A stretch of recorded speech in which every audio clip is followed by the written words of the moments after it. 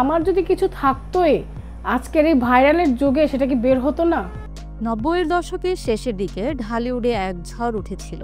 সেই ঝড়ের নাম অশ্লীলতা, আর এই শব্দটার সঙ্গেই বারবার উচ্চারিত হতো এক নারীর নাম, মুনমুন।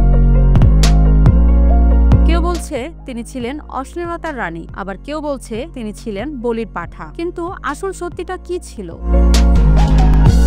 1997 সালে চিত্রজগতে পা রাখেন মুনমুন। প্রথম দিকে তিনি ছিলেন স্বাভাবিক ধারার এক নায়িকা। শুরুতেই মান্না, রুবেল, আমিন খানদের সঙ্গে একের পর এক সিনেমায় অভিনয় করেন তিনি। কিন্তু কিছুদিন পরই বদলে যেতে থাকে ছবির চিত্রনাট্য, বদলে যায় নায়িকার পোশাক, সংলাপ, এমনকি পোস্টারও। মুনমুন তখন শুধুমাত্র একজন শিল্পী ছিলেন, যাকে বলা হতো এই দৃশ্যটা করতে হবে, এভাবে ক্যামেরা ধরা হবে। তাকে বলা হতো না এতে কি আপনার সম্মতি আছে। কিছুদিনের মধ্যে মিডিয়া, সমাজ সবাই একযোগে তাকে দায়ী করতে লাগলো, বলল মুনমুন সিনেমা অশ্লীল করে ফেলছে। কিন্তু তখনই মুখ খুললেন মুনমুন। এক সাক্ষাৎকারে তিনি বললেন, আমি নিজে ক্যামেরা ধরে শট নেই, আমি কি নিজেই পোস্টার ছাপাই, নগ্নতা দেখাই। তিনি বলেছিলেন একটা নায়িকা একা কিভাবে অশ্লীলতা আনতে পারে। তাহলে পরিচালক, প্রযোজক, সেন্সর বোর্ড এরা কোথায় ছিল? অশ্লীলতার টাইমে আমি ছিলাম না। মূল যারা করেছে তারা কিন্তু ধরাছোঁয়ার বাইরে। আমার যদি কিছু থাকতোই আজকের এই ভাইরালের যুগে, সেটা কি বের হতো না?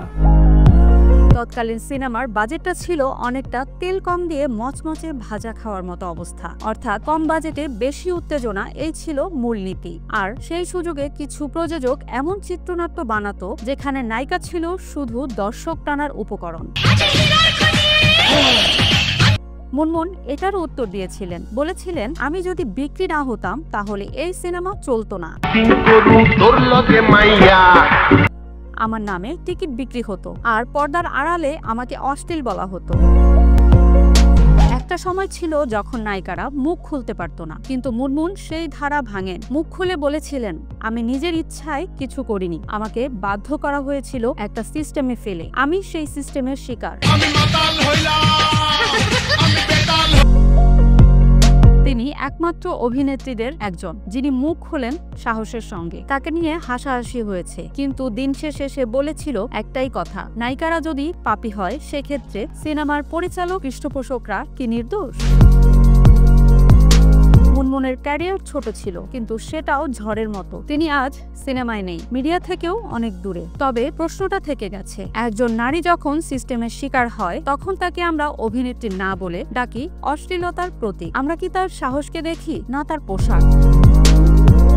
মুনমুন হয়তো ভুল করেছিলেন, কিন্তু তার যে প্রশ্ন ছিল সমাজের প্রতি, সেগুলো ভুল নয়। আর তাই হয়তোবা উত্তরগুলো এখনো কেউ দিতে পারেনি। নায়িকা মুনমুন অশ্লীলতার দায়ভার যার কাঁধে চাপানো হয়েছিল, কিন্তু হয়তোবা তিনি ছিলেন বলিষ্ঠ প্রতিবাদের এক নীরব প্রতীক।